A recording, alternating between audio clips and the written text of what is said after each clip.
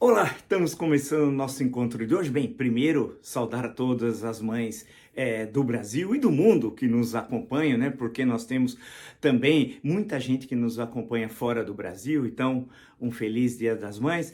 E sempre digo que se você gosta do canal, do conteúdo, de toda a estrutura que nós temos aqui, a postura, né, em relação à conjuntura brasileira, questões internacionais, a defesa intransigente das liberdades democráticas, indica o canal a uma amiga, um amigo. É muito fácil, canal no YouTube, Marco Antônio Villa, diga para ativar o sininho com suas notificações, coloque like no que vocês gostarem e utilize, como vocês muito bem fazem, a página dos comentários, né?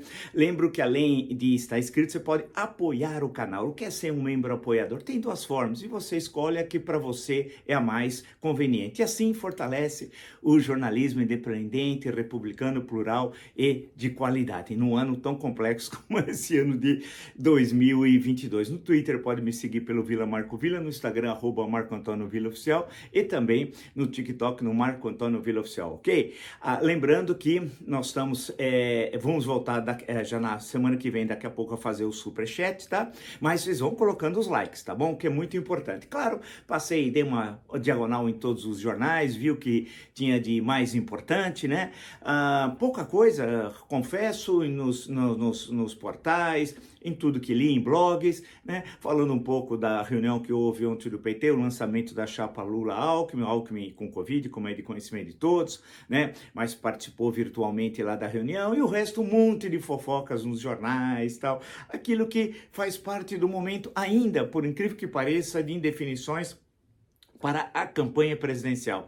Nos estados também ainda há muita polêmica sobre a formação, não tanto da chapa de governadores, porque em boa parte das 27 unidades da federação essa questão já foi resolvida, mas das composições, principalmente para o Senado, que renova uma vaga, né, das 3 que os estados têm direito no Senado Federal. Nós somos 81 senadores e 27 unidades da federação, né? Lembrando que em outros momentos da história você tinha 2, aqui da história republicana, só 2, depois foi ampliado para 3, antigamente nem suplente tinha. Quando saía o titular, tinha nova eleição, que eu acho absolutamente correto, mas isso é uma outra questão. O ponto, então, ainda nos estados falta resolver, questão que vai ser deputado federal, então tem muito diz que diz e pouco conteúdo.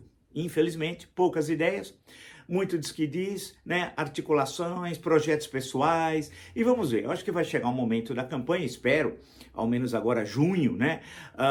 Em que as federações têm de se fechar no mês de maio, etc. Tal, bater o martelo definitivamente. Acho que a partir de junho, com um cenário nacional um pouco mais claro em relação às campanhas presidenciais, aí pega no breu as campanhas estaduais, e aí as grandes discussões nacionais devem ocupar os principais órgãos de comunicação do país. Então hoje, naquela diagonal, tem sempre aqueles bons colunistas que são indispensáveis a gente ler tanto na Folha, no Estado, no Globo, passar pelos portais, né?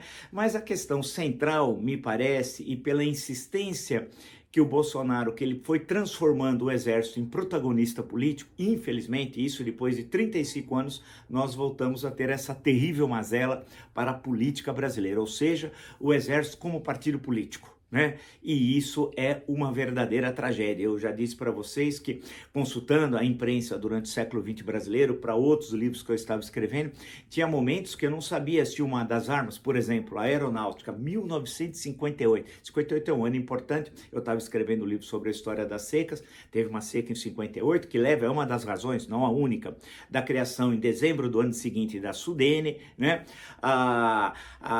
Quando comecei a levantar o material, o ano 58 é o ano da seleção brasileira, né? O grande ano e tal. Tem um livro muito bonito, o ano que, né, sobre 1958, sobre a cidade do Rio de Janeiro, etc. Mas não vou comentar tudo isso agora. Mas o que me chamou a atenção, lendo a imprensa daquele ano, era o número de oficiais da aeronáutica presos, né? Tinha dezenas. A impressão que dá que a aeronáutica estava na cadeia, né? Mas por quê? Por questão política, estritamente política, né? E isso não servia nem à aeronáutica, muito menos ao país. Essas questões já foram resolvidas em certo momento até do regime militar, quando nas reformas de Castelo Branco, em relação ao tempo que os generais poderiam ficar como generais da ativa, e foi passando o regime militar. Quando chegou no momento democrático, a partir de 1985, desapareceu. Ninguém mais estava falando em golpe militar, querendo saber quem é o comandante do exército, dos antigos primeiro, segundo, terceiro e quarto exército, e tinha o comando da Amazônia, hoje tem outra denominação, como nós sabemos, né? Mas tudo isso desapareceu. E o exército ficou olhando, eu estou falando do exército como sinônimo de Forças Armadas, né? Olhando para dentro corretamente, e a vida foi seguindo. Houve um erro, registro, por parte dos governos após a redemocratização, que era discutir o perfil das Forças Armadas. Que Forças Armadas o Brasil precisaria no final do século passado e nesse século XXI. Não se discutiu, se deixou como uma repartição pública lá um pouco incômoda, mas foi levando a vida, né? E as questões centrais da defesa, por exemplo, do território nacional, da soberania, as questões estratégicas, uma política nacional de defesa, nunca foi seriamente discutida no Brasil. Isso é um erro que eu espero que o novo Congresso, agora em 2023, discuta isso seriamente, né? E o que passou a acontecer? Com o Bolsonaro, ele foi trazendo as Forças Armadas para o primeiro plano da cena política, chamando, alguns estimam em 6 mil oficiais da ativa ou da reserva que ocupam funções civis, algumas delas regiamente remuneradas. A questão que nós estamos colocando hoje para discussão é que alguns juristas de fancaria, né, alguns Matusalém que aparecem por aí e tal, começam a falar, vocês não entenderam, é que o exército foi ao longo da República o poder moderador. Nada mais idiota, me desculpe a expressão, do que isso. É idiotia ao cubo, ao cubo. Primeiro, a pessoa que faz essa afirmação não sabe o que é poder moderador. Então vamos a ele. Na Constituição de 1824, está lá o poder moderador, o legislativo, o executivo, o judiciário e o moderador. Cabe recordar, aqueles que não conhecem história, e tem alguns matusaléns aí que vêm falando, é o poder moderador, né?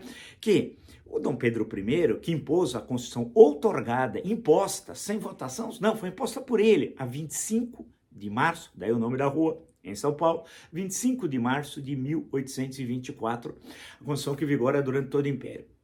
Só que no ano anterior, em novembro de 1823, foi fechada a Assembleia Nacional Constituinte. E fechada por força militar, por pressão militar, né? Porque estava elaborando uma Constituição que não era do agrado de Sua Alteza Imperial, né?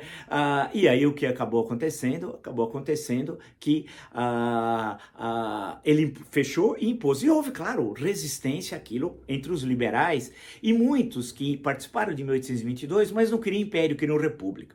Isso repercutiu negativamente, claro, o fechamento com força militar da Assembleia Constituinte, que vai dar no ano seguinte na Confederação do Equador, né?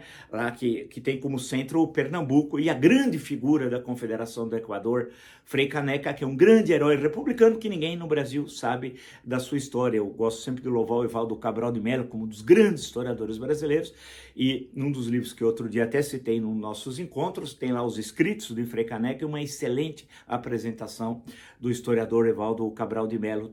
E o Frei Caneca é um opositor, como todos os liberais, naquele momento, do poder moderador, mostrando como era um absurdo o poder do soberano que se sobrepunha ao poder da nação, né? E onde está o poder moderador? Vocês podem consultar lá no Google, entre Constituição de 1824, são os artigos 98, 99, 100 e 101.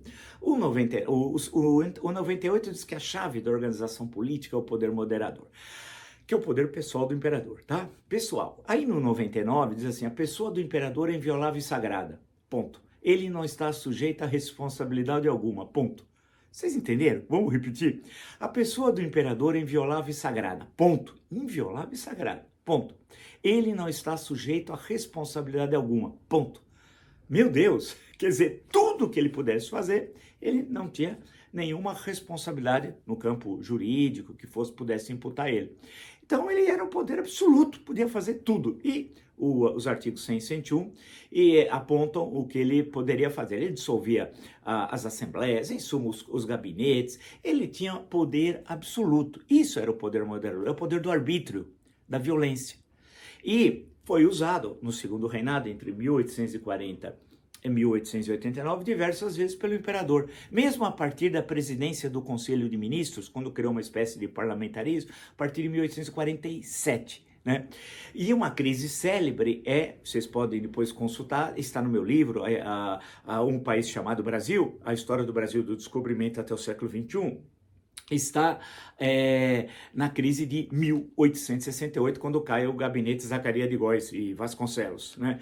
Aí é o momento que os liberais, uma parte deles, se afastam realmente do Império. Alguns 2 anos depois, assinam o Manifesto Republicano de dezembro de 1870, que vai levar a 3 anos depois a criação do Partido Republicano em Itu e várias seções republicanas. É o período conhecido como período da propaganda, que vai de 1870, quando da publicação do Manifesto, até 1889, até o 15 de novembro. Bem, e o poder moderador foi sistematicamente atacado pelos liberais pelo absurdo. Ele se sobrepunha aos outros poderes. Quer dizer, o imperador já tinha o executivo, tinha o moderador, sobrava o legislativo, que a qualquer momento ele podia dissolver, e o judiciário, que ele também tinha controle através do poder moderador, né? Portanto, é o poder do arbítrio, da violência, né? É uma espécie de inspirador de muitos atos discricionários da República, né? Pode, como exemplo, os atos institucionais. O pior deles, o ato institucional número 5 de 13 de dezembro de 68. Portanto, não há nada a louvar no poder moderador ou utilizar no sentido vulgar, porque tem alguns juristas de fancaria que dizem o seguinte: é para moderar a tensão entre os 3 poderes. Aí vem o moderador de cima e modera. Não, é que não leram, não conhecem, né? Eita, nós somos jaiminhos do mundo jurídico, né? Preciso entender o significado, quando aquilo foi implantado no Brasil, em 1824, e como é que ele foi utilizado no primeiro reinado, na regência, mas aí na regência de forma diferente, né? Porque tendo em vista que alguns historiadores até destacam a regência uma espécie de experiência republicana entre 7 de abril de 1831 até o golpe da maioridade em 1840, né? Então você tem um interregno nesse momento, e aí volta a partir de 1840 com o golpe da maioridade e o golpe da maioridade no sentido que antecipa a maioridade do Dom Pedro II, tá?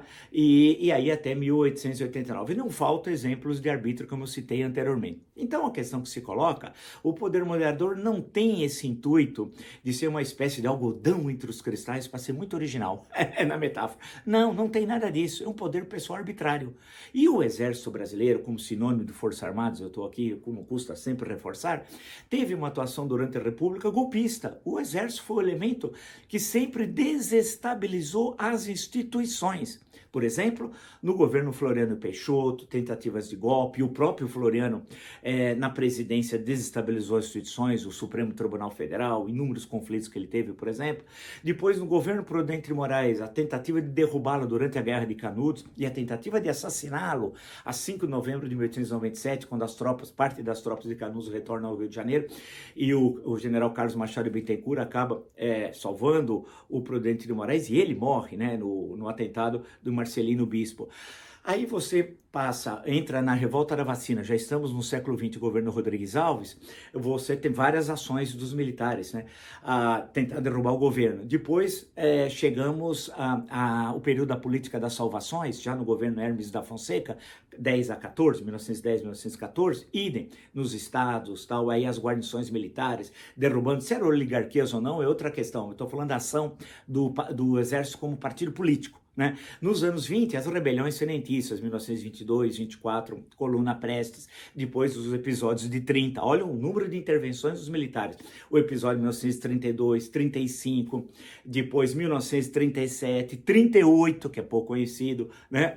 Aí depois em 45, 29 de outubro, que derruba Getúlio Vargas, aí você entra depois a dificuldade para o Getúlio Vargas, que ganhou as eleições em 50, toma posse em 51, as turbulências no governo Getúlio Vargas, os episódios de agosto que levam ao suicídio do presidente a 24 de agosto, no governo ainda Café Filho, as tensões de 1955 do processo eleitoral, né? O golpe contra o golpe do Marechal Lott em novembro de 1955, governo JK e 2 tentativas de golpe, Jacareacanga, Aragarças, e 1961, veja o rol, hein? É poder moderador ou ele é um poder que desestabiliza a política brasileira, né?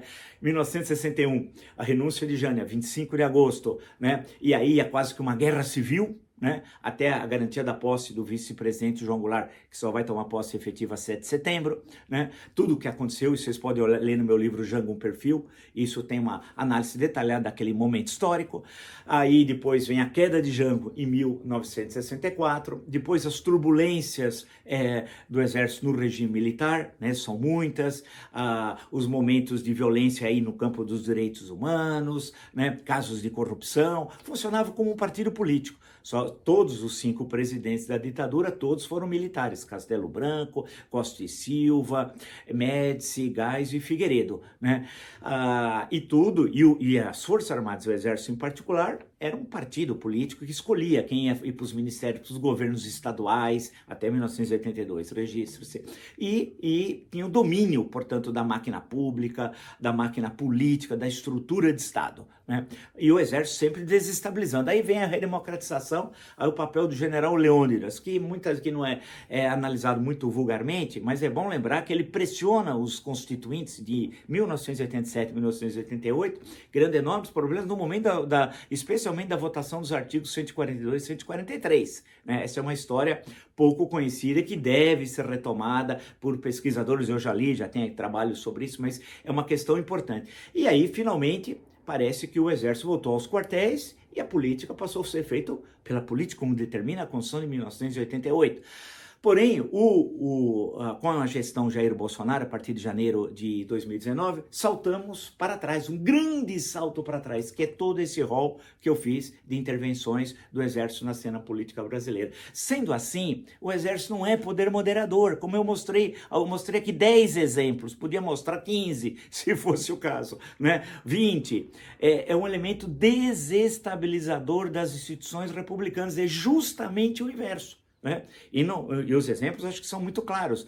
Alguns, vocês podem pegar meu livro Um País Chamado Brasil, vocês vão encontrar todas essas questões que eu estou apresentando a vocês. E o poder moderador não é o que falam que é o poder moderador, como eu expliquei também anteriormente, né? Os artigos 98, 99, 100, 101 da Constituição, e especialmente eu gosto do 99, a pessoa do imperador inviolável e sagrada, ponto. Ele não está sujeito a responsabilidade alguma, ponto. É inacreditável. Né? É inacreditável. Então, a questão que se coloca é necessário que essa análise muito primária, feita por juristas de fancaria, matusaléns, que ainda circulam por aí, tenta dar uma legitimidade à ação golpista do Exército.